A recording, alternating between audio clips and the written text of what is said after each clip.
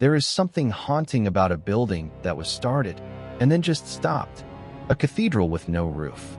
A tower full of empty floors no one ever moved into. A monument that is only a row of columns and a promise to the sky. I'm an architect, and every unfinished building is a frozen confession. The skeleton tells you exactly what went wrong, because there are really only a few things that ever stop us. Ambition we couldn't back up, money that ran out, politics or collapse, or just bad luck and time. So here are the buildings we started and never finished, and the precise thing that killed each one. Once you can name the four, you'll never look at an abandoned building the same way again. The buildings we abandoned, and the exact reason each one stopped. Here's the trick an architect uses. When you walk up to a building that was abandoned, you don't ask, why is it sad? You ask, what stage did it freeze at? And what was the last thing they were doing? Because a building dies of one of four things, and each one leaves a different corpse. Physics kills you at the top, where you reach too far. The failure is structural, sudden, and loud. Money kills you at the edges, where the detailing just stops mid-stroke. Perfect work, then nothing. Politics and collapse kill you all at once.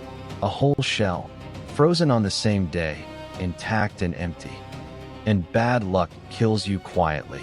A building that looks finished from the road and is completely hollow inside. Keep those four in your head. Physics, money, politics, time. We're going to see all four. And one building that somehow got hit by nearly every single one, and won anyway. Start with the most famous near-miss of all, Barcelona's Sagrada Familia. Antoni Gaudí began it in 1882, and for 144 years it loomed over the city, perpetually half-built, the most beautiful construction site on Earth. And by every rule I just gave you, it should have died. Pick a killer, this building met it. Bad luck first. Gaudí himself was struck by a tram in 1926 and killed, his church barely begun, with most of the final designs still locked inside his own head. Then politics and collapse. The Spanish Civil War broke out, and in the chaos revolutionaries broke into his workshop and smashed the original plaster models to pieces, the literal blueprints, gone.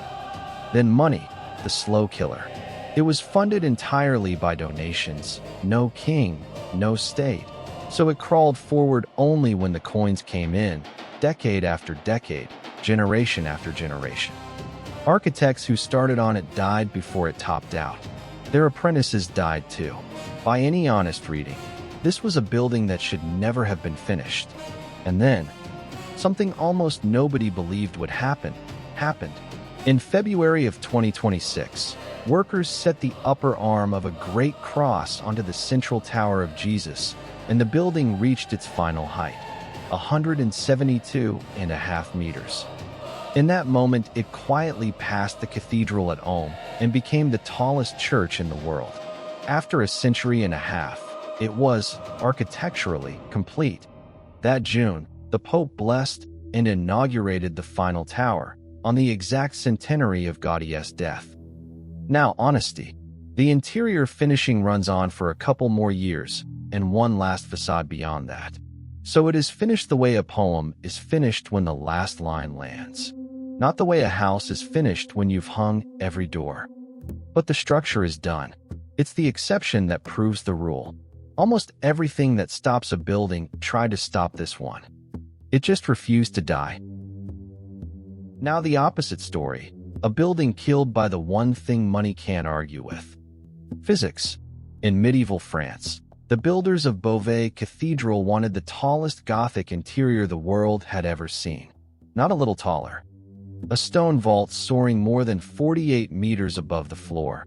Call it a 15-story ceiling, held up by nothing but balanced stone. Every other great French cathedral sat around 40 meters or below. Beauvais went for 48.5. And they got it. For a few short years, it stood. The tallest vault on Earth. Thin as they dared, light pouring in. And then, on a Friday in 1284, it came down.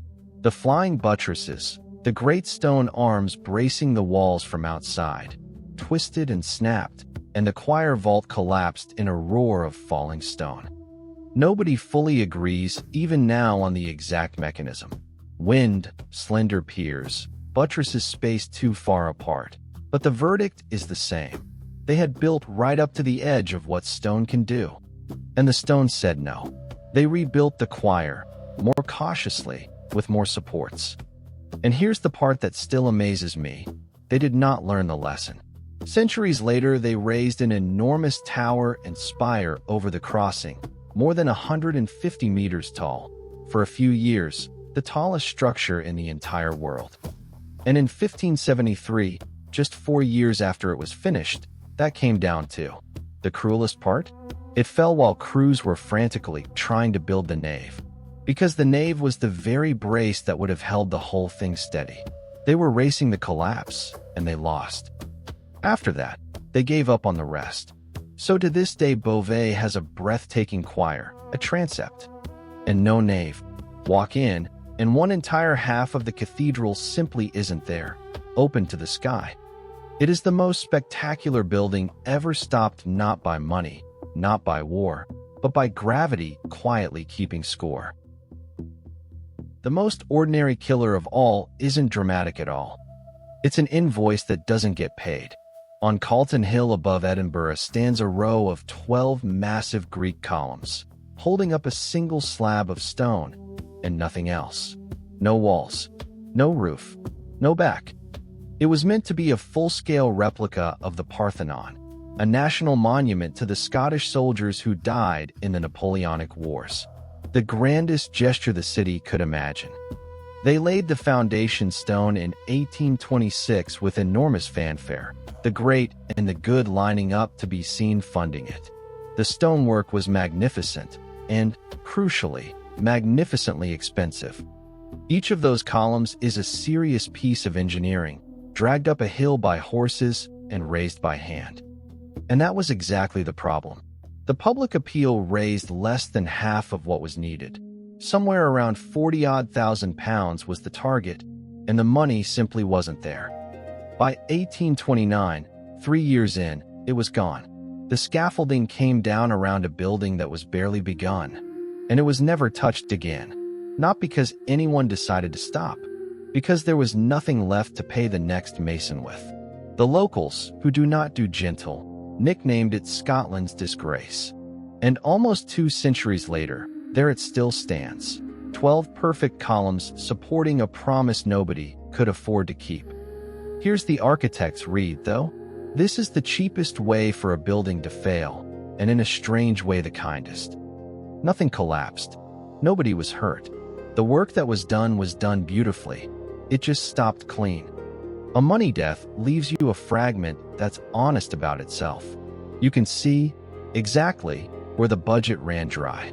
The detailing is perfect right up to the column where the check bounced. And then nothing. Now take that same killer, money, and move it into our own lifetime and speed it up. In Bangkok stands the Sathorn Unique Tower, a 49-story luxury skyscraper that was, by the mid-1990s, almost done, around 80% complete. Balconies cast, columns up, the structure topped out, dozens of floors of future apartments waiting on glass and fit out. Months from opening, not years. And then 1997 happened. The Asian financial crisis hit Thailand like a wrecking ball. The currency cratered overnight, lenders failed, and the finance companies bankrolling the tower went bankrupt and were liquidated. The money didn't trickle away the way it did in Edinburgh over 3 years. It vanished in weeks. Work simply stopped, mid-building, and not just here. Bangkok was left with more than 300 half-finished towers, all frozen at once. A whole skyline caught mid-breath. Most of them eventually got finished when the economy clawed back. This one never did. And so it has stood ever since. A hollow concrete skeleton in the middle of a living, modern city. Open to the monsoon rain, stair shafts black, plants pushing up through the floor slabs, slowly being reclaimed. Everyone in Bangkok knows it as the Ghost Tower. Here's why it's the cleanest case in this whole episode. There was no collapse, no war, no engineering blunder, no patience running out. The building was perfectly viable. The economy underneath it fell off a cliff at the exact wrong moment, and a tower caught in mid-stride was simply never allowed to take the next step. That's the thing about a market death. The building isn't the thing that failed. It's the evidence, the tallest, saddest receipt for a crash, standing 49 floors high. On the edge of Zagreb sits one of the strangest, unfinished buildings in Europe. It was meant to be a vast, state-of-the-art hospital, hundreds of thousands of square meters, 1,000 beds, the medical pride of the whole region. The architects gave it a striking face, 6 low, angular towers in a repeating rhythm, sheathed in blue glass, flanked by towering white metal lattices. Frameworks so sculptural, they look like scaffolding the building decided to keep forever. Construction got going in the mid-1980s. And here is the killer you cannot insure against. The country it was being built and stopped existing. Yugoslavia came apart, and with it went the financing, the central planning, the very ministry that had ordered the thing into being. By 1992, the hospital was about half built. By 1994, after the spiraling costs, the wars, and government after government changing hands, every last bit of work was suspended. Not paused, suspended, with no one left whose job it was to ever restart it. And so it has stood for 30 years, an enormous blue and white shell, structurally there, completely empty, used now and then as a film set for the end of the world. This is the politics killer in its purest form, and it's worth seeing clearly. Beauvais was stopped by physics, a force inside the building. The ghost tower was stopped by a market, a force in the economy around it. But the Blue Hospital was stopped by something even bigger again, the state around it dissolving entirely. When a country itself collapses, every project it was carrying just stops, mid-air, on the same day, and you get these vast, intact ghosts. The most infamous example of this is a certain pyramid-shaped hotel in Pyongyang. But that one's a whole story of its own. A building can survive a recession. It cannot survive its country ceasing to be. And finally, the quietest killer of all. No collapse, no crash, no country falling apart. Just bad luck and time. In a wooded valley in Gloucestershire stands Woodchester Mansion, a Victorian Gothic country house so beautifully built that from the outside it looks completely finished. Carved stone, pointed windows, gargoyles, the lot. You'd walk straight up and ring the bell. And then you step inside, and the floor isn't there. Whole rooms have no floors at all. You're standing at the threshold looking up through 3 stories of empty stone. Walls were never plastered. Vaulted ceilings stop halfway. And most haunting of all, the builder's own wooden scaffolding and ladders are still standing inside, exactly where they left them 150 years ago. The story is almost mundane, which is what makes it eerie. Work began around 1860 for a wealthy Catholic patron, William Lee, who poured a fortune into it. By about 1870, the money was thinning, and then, in 1873, Lee died. And the dream died with the man. His family looked at the cost of finishing it, looked at the cost of running a house that size, and quietly decided it was cheaper to build a smaller home elsewhere and walk away. So the workers simply put down their tools, mid-task, and left. The house was never finished, and, this is the strange part, never lived in. Not abandoned in ruin, abandoned in progress. And because they left it frozen exactly mid-build, it's now one of the best places on Earth to see how a Gothic building is actually made. The bones, the formwork, the order of operations, all stopped on display. You'll also hear it's haunted, workers spooked by a murder. That's a local legend, not a fact. The real ghost here is just an empty bank account and a funeral. A building that died of nothing dramatic at all. It simply ran out of the one person who wanted it. 6 buildings, 4 ways to stop. Beauvais reached past what physics allowed. Scotland's Disgrace ran out of money. The Ghost Tower was killed by a market, the Blue Hospital by a whole country dissolving, and Woodchester by a single death and a closed wallet. And Sagrada Familia got hit by nearly all of it: death, war, poverty, and somehow, after 144 years, crossed the line in 2026. That's what I find so human about unfinished buildings. We almost never stop because the idea was bad. We stop because reality, gravity, money, politics, time, finally catches up with our ambition. A finished building hides all of that. It smooths the seams and tells you a clean story. A half-built one can't lie. It shows you the exact moment the dream met the world. There are more of these frozen confessions than you would ever guess, in every country on the map. If you like the built world told to you honestly, the way an architect actually reads it, the channel's full of exactly this. Stick around.